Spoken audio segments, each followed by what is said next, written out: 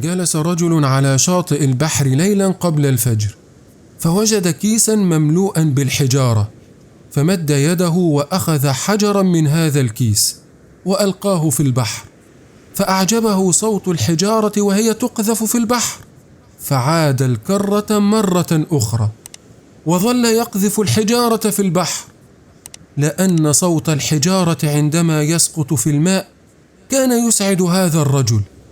وكان نور الشمس قد اقترب، وبدأ يتضح ما في الكيس الذي بجواره، حتى إذا ما بقي في الكيس إلا حجر واحد وقد أشرقت الشمس، فنظر الرجل إلى هذا الحجر فوجده جواهر، واكتشف أن كل ما ألقاه في البحر من قبل كان جواهر وليس حجارة.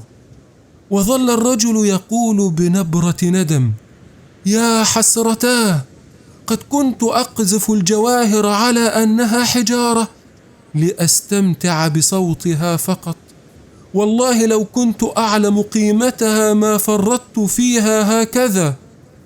للأسف الشديد كلنا هذا الرجل، كيس الجواهر هو العمر الذي نلقي به ساعة وراء ساعة دون فائدة.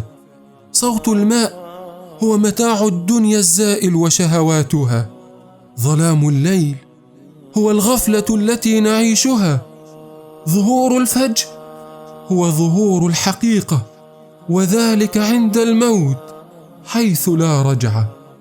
الخلاصة: من الآن كن يقظا، ولا تضيع أوقاتك بلا فائدة، فتندم حيث لا ينفع الندم.